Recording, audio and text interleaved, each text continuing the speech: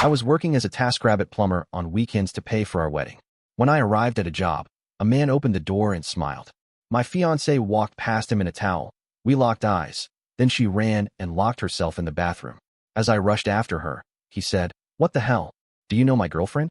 That's when I took Taskrabbit jobs on weekends because numbers do not lie. Rent, groceries, deposits, dress fittings, a venue deposit that kept inching higher every time someone said the word seasonal. I worked full-time during the week and fixed pipes on Saturdays and Sundays because I could still stand upright after 10 hours, and because Serena believed momentum mattered more than rest. She said a wedding should feel earned. I believed her, even when my hands cracked from solvent and winter air. That Saturday started like the others. Coffee burned. Phone buzzed. A rush job popped up with a bonus tag attached, an address in a glass tower overlooking the river. I accepted before the app could blink. A clogged line, the description said, bathroom sink backing up intermittently. Easy enough. I loaded my bag, checked the wrench teeth, wiped grease off my forearm, and told myself this one job would cover the florist's last invoice. The building rose clean and quiet, the kind of place where the lobby smells like citrus and the security desk has nothing to secure. The elevator slid upward without a sound. I watched the floor numbers climb and felt that odd mix of pride and envy I always did in expensive buildings. People lived like this while I chased drips for deposits. It did not bother me. I had a plan. We had a date. The door opened after a brief knock. A man about my age stood there barefoot, casual, smiling in a way that suggested he had not rushed to meet anyone all morning. He wore a soft shirt and carried a phone loosely, thumb hovering like he was mid-text. I introduced myself, gave the practiced line about the sink, and stepped inside. The apartment stretched wide and pale. Sunlight poured across stone counters. Somewhere water ran, a steady hiss like a confession you could not turn off. I set my bag down near the entry and followed the sound toward the hallway. That was when movement caught my eye. Serena walked past the doorway with her hair damp, wrapped in a towel that stopped mid-thigh. She was moving fast, like someone crossing a hotel room to grab a forgotten charger. Our eyes met, and time did that stupid thing where it pretends to stop. Her face went empty first, then sharp with alarm. She pivoted and ran, bare feet slapping tile, and the bathroom door slammed hard enough to echo. I did not process it all at once. My body moved before my brain caught up. I went after her, my bag half lifted, the wrench clattering back into place. I reached the bathroom door and tried the handle. Locked. I said her name without thinking, not loud, not soft, just a reflex that felt like checking a pulse. Behind me, the man spoke, his voice light but edged. He sounded amused until he did not. He asked, "What the hell? Do you know my girlfriend?" The words landed wrong.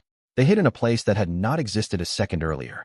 I turned around and saw him standing at the end of the hall, arms folded loosely now, eyes narrowed with curiosity more than anger. He was not bracing for a fight. He was bracing for an explanation. I told him my name. I said I was here to fix a sink. I said the woman in the bathroom was my fiancée. I said it slowly, each word a step across thin ice. He laughed once, short and disbelieving, then stopped. The running water did not stop. Serena did not come out. We moved into the living area without agreeing to it. He leaned against the counter like he had done it 100 times. I stood near the hall because that felt closer to her, closer to something I could still influence. He said his name was Logan. He said Serena lived here. He said she had moved in a few months back, that the lease was almost done. He said she hated plumbing noises and always told him to call someone. I asked him how long they had been together. He answered without hesitation. The timeline scraped against my own like metal on metal. Months overlapped. Days aligned in ways that felt planned. He asked me where Serena lived. I gave the address of our place and felt foolish the moment it left my mouth. He frowned, not angry yet, just confused. I knocked on the bathroom door again. I asked Serena to open it. I asked her to talk. I did not raise my voice because raising it would have meant I already knew what this was. The lock stayed firm. The water kept running. Logan checked his phone and showed me a photo without flourish. Serena at the river, smiling, the same jacket I bought her last winter draped over her shoulders. I recognized the seam on the pocket where I had stitched it back together. He said the picture was from last week. I said she had told me she was visiting her sister that weekend. We stared at each other like two people realizing they had been reading the same book with different covers. A neighbor knocked because of the noise. The running water had finally crossed a line. Logan explained something about a plumbing issue and waved the neighbor away with practiced calm. The neighbor nodded and left, uninterested in anything that did not involve his own unit. Privacy returned like a curtain dropping. I called Serena's phone.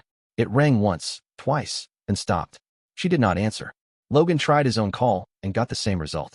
We stood there with 2 silent phones and a locked door between us. I thought about work, about the app timer ticking somewhere invisible, about the fact that I was still technically on the clock. The absurdity of it almost made me laugh. I put my hand on the bathroom door and felt the vibration of water through the frame. I pictured the sink filling, imagined a flood because nobody wanted to face what had already spilled. Logan went to shut off the valve under the sink. He knelt, efficient, not panicking. He had lived here long enough to know where everything was. The water stopped. The apartment grew quiet in a way that made every breath loud. He stood and said we needed to get her out of there. He said it with concern that felt genuine. He was not gloating. He was not threatening. He looked like someone who had just realized the ground under his feet had been rearranged. I told him I would not leave. He nodded, like that was obvious. He knocked on the door and said her name in a tone meant to calm. He said there were neighbors and a mess, and this could not stay frozen. The lock clicked. The door opened a few inches. Serena stood there, wrapped tighter now, eyes red, hair dripping onto the tile. She did not look at me. She did not look at Logan. She stared at the floor like it might offer instructions. She stepped out and tried to speak. Words came out that did not line up with the room. She said there was a misunderstanding. She said stress made people act strangely. She said she could explain if we would just stop looking at her like that. I listened for something solid and did not hear it. Logan asked her to tell him who I was. She said my name and said I was someone she had been seeing before. She said it the way people say a sentence they have rehearsed while brushing their teeth. I corrected her without raising my voice. I said we were engaged. I said the date. I said the venue. I said the deposits. The color drained from her face in stages. She tried to pivot toward me then, like a plant following light. She said we should talk privately. Logan stepped between us without touching either of us. He said no. He said not today. The police arrived because the neighbor had called again, this time about raised voices. 2 officers stood in the living room and asked simple questions. Nobody wanted paperwork. Nobody wanted a scene. Serena wrapped herself in a robe Logan handed her. I gave my ID and explained why I was there. The officers looked at the sink, looked at the app on my phone, looked at the locked door again, and told us to keep it down. They left with the same neutrality they arrived with. When the door closed behind them, the apartment felt smaller. Serena finally looked at me. The look asked for time without saying it. I did not grant it. I picked up my bag. I told Logan I would cancel the job in the app because I could not finish it. He nodded and said he would take care of it. I stepped into the hall and felt the air shift, like crossing from one climate to another. The elevator ride down took longer than the ride up. Every floor felt like a question mark. By the time the doors opened at the lobby, I understood that whatever Serena had been doing, it had not been an accident. It had required calendars and lies and a belief that the walls between lives were thicker than they were. Outside, the river moved the way it always had. I sat in my car and stared at the steering wheel until my hands stopped shaking. I did not cry. I did not shout. I opened the app and marked the job incomplete with a note that did not explain anything. Then I drove home with the radio off and the future rearranging itself mile by mile. I did not drive home right away. Muscle memory wanted me to, but habit can betray you when the address you trust has been compromised. I parked 2 blocks from the apartment and sat there long enough for the adrenaline to thin into something colder. My phone buzzed with a missed call from Serena, then another, then a text that said she could explain everything if we just talked. I did not answer. I needed facts before voices. Voices bend things. I opened our shared budgeting app first. It felt procedural, which helped. Numbers do not raise their hands or lock themselves in bathrooms. The wedding category showed gaps where there should not have been any. The caterer's second payment was marked pending, not completed. The venue deposit showed a partial refund request initiated 3 days earlier. I scrolled. The florist invoice was marked canceled with a note I did not recognize. I checked dates and times. The requests lined up with nights Serena had told me she was working late or visiting family. I called the venue and kept my tone neutral. They confirmed the request came from Serena's email and that it included a note about rescheduling due to personal reasons. They had held the date, but warned that holds expire. I thanked them and wrote it all down. Not for revenge. For clarity. My phone buzzed again. This time it was an unknown number. I let it ring until voicemail kicked in. The message was calm, male, and careful. Logan said he thought it was fair to talk. He said there were details that did not make sense to him either. He said he would send screenshots if I wanted them. I told him to send everything. The screenshots arrived in a neat cluster. Messages about rent and utilities. Messages about furniture purchases. Messages about weekend trips that overlapped exactly with weekends Serena said she had been at conferences. There were photos too, nothing graphic, just domestic. A mug I had never seen. A plant I had never watered. Serena smiling into a kitchen that was not ours. Each image landed with a dull thud, not sharp anymore. The shock had already spent itself. I called Logan. We spoke like people negotiating a truce neither of us had asked for. He said Serena had told him she rented the place alone at first, then later said she needed help because her hours were unstable. He said he had paid the deposit and the first month. He said she talked about moving abroad eventually, starting fresh, no attachments. He laughed once when he said it, then apologized. I told him about the wedding date. I told him about the deposits. I told him she had pushed for a smaller ceremony because she wanted to save money, a line that made sense until it did not. Logan went quiet long enough that I wondered if the call had dropped. When he spoke again, his voice had shifted. He said she had shown him a ring and said it belonged to her grandmother, a placeholder until she could buy something better. I closed my eyes and pictured the ring in my sock drawer. Serena called again. I answered this time because avoidance had finished its job. She launched into explanation without waiting. She said she had been overwhelmed. She said the wedding pressure had made her feel invisible. She said Logan was a mistake that got out of hand. She said she never meant for me to find out like this. I asked her a simple question and waited. When did you plan to tell me? Silence stretches differently over a phone line. She filled it with a story about timing and fear and wanting to protect me. I asked another question. Why cancel the deposits? She said she needed flexibility. She said things were uncertain. I told her I knew about the lease. I told her I had spoken to Logan. The line went dead. She hung up or lost service. It did not matter which. I drove home, then because there was no reason not to. The apartment looked the same from the outside, which felt like a lie. Inside, I noticed things I had never cataloged before. The closet door not fully closing. A new suitcase tucked behind winter coats. A drawer in the kitchen that stuck because it was overstuffed. I opened it and found a folder with printed confirmations, addresses highlighted, dates circled. Not ours. I did not tear anything. I did not throw anything. I photographed and filed. I packed my essentials into a bag and moved them to the spare room. I texted Serena that we would talk later and that I needed space tonight. She replied with a promise to come home and explain in person. I replied with a request that she not. She sent a message about love. I did not respond. Logan called again later that evening. He said Serena had come back to the apartment and tried to convince him the situation could be salvaged if they presented a united front. He said she had accused me of manipulation, of controlling money, of creating pressure she could not breathe under. He said it did not work. He said he asked her to leave for the night. She showed up at our place anyway. I heard her keys in the lock and stepped into the hall before the door could open. I told her through the door that tonight was not the night. She said she had nowhere else to go. I said she did. She accused me of cruelty. I said we would talk with witnesses later. The door stayed closed. I slept lightly and woke early. My phone showed a string of messages from Serena sent after midnight. They moved from apology to anger to bargaining. I did not reply. Instead, I called the bank and asked about account permissions. The representative explained options in a calm voice. I changed what I could without drama. I froze what needed freezing. I did it by the book. By mid-morning, Logan texted that Serena had come back again and that he had asked for documentation for the money he had spent. She had said there were misunderstandings and that paperwork would complicate things. He said that answer settled something for him. We met later that day in a public place that did not invite spectacle. He brought copies. I brought copies. The timelines overlapped so precisely that there was no room left for interpretation. Serena had not been torn between two lives. She had been curating them, selecting what to show and when, confident the walls would hold. The mind-bending moment came not from what she had done, but from what she had planned next. A printed email confirmation for a one-way flight sat in the folder, dated weeks out, destination circled. Another address. Another start. She had not been choosing between us. She had been lining up exits. Logan stared at the paper and laughed without humor. He said he felt like an investor reading a prospectus after the company dissolved. I felt like a homeowner discovering a second mortgage I never signed. Serena called while we were still sitting there. I let it ring. Logan did not. He put it on speaker and asked her directly about the flight.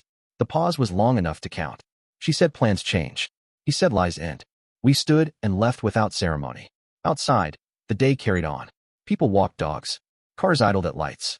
The world did not register that two men had just stepped out of a carefully constructed fiction. I drove home with a list in my head and a sense that the worst of the surprise was over, replaced by something heavier. The realization that the wedding had been dismantled quietly, piece by piece, while I fixed pipes to pay for it. The morning after the meeting, momentum took over. I stopped thinking in scenes and started thinking in steps. There was no drama to chase and no speech to prepare. There was a structure to dismantle, and it required attention more than emotion. I began with the vendors because that was where Serena had done her quietest damage. I called each one, verified dates, confirmed payment methods, and requested written summaries. The pattern was consistent. She had not canceled everything. She had softened commitments just enough to keep them reversible. It was not hesitation. It was positioning. When the venue asked who would be responsible for final decisions, I gave my name and asked for dual confirmation on any change going forward. They agreed and sent the confirmation in writing. By noon, my phone lit up with a different kind of message. Serena's manager emailed asking to verify an employment reference. The request came through a general inquiry channel and included my number because Serena had listed me as an emergency contact and secondary reference months earlier. I responded with a simple clarification that I was no longer able to provide references and suggested they contact Serena directly. I did not add commentary. The silence that followed told me enough. Logan sent a message saying he had pulled bank statements. He attached summaries that showed transfers he had assumed were rent being redirected within days. He asked if I had noticed similar movements. I had. We compared notes and found the same clearing account appearing in both of our records, a place Serena had described differently to each of us. The account was not illegal. It was intentional. She had kept it just opaque enough to look harmless. I went to work because routine was still mine to control. On the site, my foreman asked if I was distracted. I said yes and finished the job anyway. While I was under a sink, my phone vibrated with a voicemail from Serena's mother asking to talk. I did not answer. Family conversations have a way of flattening truth into comfort. I wanted accuracy. The escalation arrived uninvited in the afternoon. Serena showed up at the site. She did not announce herself. She stepped into the taped-off area with the confidence of someone who believed rules bent for her. She said my name and reached for my arm. I stepped back and asked her to leave. She raised her voice and said she needed her things. She said I was holding her property. She said she would call someone if I did not cooperate. Witnesses matter. I asked a coworker to stay. I asked Serena to lower her voice. She said I was threatening her by refusing to talk. I told her the conversation needed to happen with a mediator present. She laughed and said I was trying to control the narrative. I told her to leave again. She left, but not quietly. An hour later, my supervisor pulled me aside and said a complaint had come in alleging harassment. The description did not match anything that had happened. It included phrases that sounded practiced. I asked for the timestamp and names. The timestamp overlapped with footage from the site cameras and statements from two coworkers. The supervisor nodded and said the matter would be documented and closed unless more appeared. He advised me to keep communication limited. I agreed. I drove home and found Serena's suitcase missing. The closet looked stripped in a way that suggested urgency rather than planning. The folder with the printed confirmations was gone. I checked the spare room and found my bag untouched. I photographed the space again. Documentation felt dull and relentless, which was exactly what it needed to be. Logan called in the evening and said Serena had tried a different angle with him. She had suggested he and I were coordinating against her. She had said she felt unsafe. He told her he would communicate only through email going forward and asked her to retrieve her belongings with a third party present. He forwarded her response. It accused him of abandonment and hinted at legal action without naming grounds. The mind-shifting moment came when an email from the airline landed in my inbox. It was not addressed to me. It was a forwarding error from a shared account Serena had forgotten to remove me from. The one-way ticket confirmation had been changed. The destination was the same. The date was earlier. She had moved it up. I called the airline and explained the mistake. They could not share details, but they confirmed a modification had occurred. I thanked them and hung up. I did not feel anger. I felt clarity. The window for confusion had closed. Serena returned to the apartment that night with a friend I did not know. I stayed in the spare room and recorded the interaction on my phone without engaging. She demanded her remaining items. I told her she could take what was hers under observation. She accused me of surveillance. I pointed to the friend and said witnesses protect everyone. She took clothes and small items and left the furniture untouched. The friend avoided eye contact. The next morning, Logan sent a final package. It included a timeline he had assembled with dates, payments, and messages, all cross-referenced. He wrote that he was stepping back completely and would provide documentation if requested by anyone who needed it. He wrote that he wanted no further contact. I replied with thanks and said the same. The pressure shifted after that. Serena's messages stopped. Her mother called again, then texted asking for context. I responded with a brief statement that the wedding was canceled due to documented issues and that details would be shared through appropriate channels if necessary. The text did not argue. It asked for copies. I said I would send summaries. By the end of the week, Serena attempted one last move. She filed a request through a community mediation service claiming property dispute and emotional distress. The mediator contacted me and asked for my account. I sent dates, times, and attachments. The mediator responded with a neutral acknowledgement and said the case would not proceed without corroboration. There was none. The apartment felt quieter than it ever had. I cooked meals I did not rush. I slept through the night. I canceled my weekend Taskrabbit availability because I no longer needed to chase deposits that were not happening. I kept going to work. I kept answering emails. I kept my tone flat and factual. On Friday afternoon, Logan sent a short message. He said Serena had emailed him a goodbye that blamed circumstances and promised growth. He said he did not reply. He attached a final note from his bank confirming the account closures on his end. The structure she had leaned on collapsed because the supports were removed, not because anyone pushed. As the week closed, the reality settled in. The wedding had not ended in a scene. It had ended in spreadsheets, timestamps, and doors that stayed closed. The worst surprises were over. What remained was consequence, slow and unavoidable, moving toward her with the same certainty that had carried me from that elevator down to the street. The fallout did not arrive all at once. It came in increments, like notices slipping under a door. Each one carried weight, not because it was dramatic, but because it was final. The venue confirmed the cancellation in writing the following Monday. The hold expired without renewal. The florist released the date to another couple within hours. The caterer refunded what remained after administrative fees. The numbers settled into a ledger that no longer required my weekends to sustain it. I closed the wedding folder and archived the emails. The act felt administrative, not emotional, which told me the decision had already finished happening somewhere deeper. Serena's family reached out again, this time with a different tone. Her mother asked for a meeting. Her father asked for documentation. I provided a summary with attachments and dates. There were no accusations in my response and no commentary about character. I sent facts. 2 days later, her father replied with a brief acknowledgement and no follow-up questions. That silence carried its own verdict. The mediation request expired quietly. No hearing. No next steps. The mediator sent a closing note stating the case lacked mutual participation. I printed it and filed it away. Not as a trophy, as a record. Logan kept his distance as promised. He forwarded one last message from Serena that attempted to reframe everything as mutual misunderstanding. He did not respond. I did not either.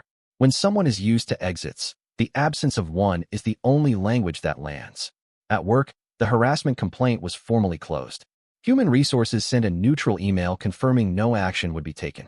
My supervisor pulled me aside and told me to take the rest of the afternoon off if I needed it. I declined and finished the shift. Routine mattered more than relief. Serena tried to retrieve the ring through a third party.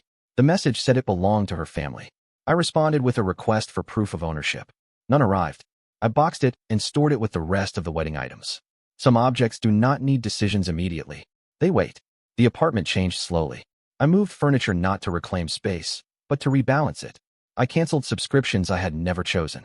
I updated emergency contacts. I replaced a cracked light switch she had always said she would fix.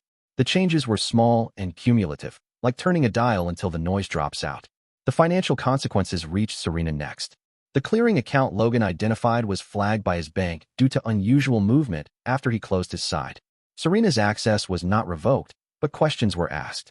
She emailed me once, asking if I had spoken to anyone. I replied that I had spoken only where required and provided only documentation. She did not write again. Her lease with Logan ended early under a termination clause he exercised with cause. She moved out within a week. Where she went afterward did not concern me until her mother asked if I knew. I said no and meant it. A month passed, then another. Life did not rush to replace what had been removed. It settled into something steadier. I stopped scanning rooms for absence. I stopped checking my phone for explanations that would never add up. The final consequence arrived without warning and without me in the room. Serena's employer conducted an internal review after discrepancies surfaced in reimbursement claims tied to travel dates that no longer matched records.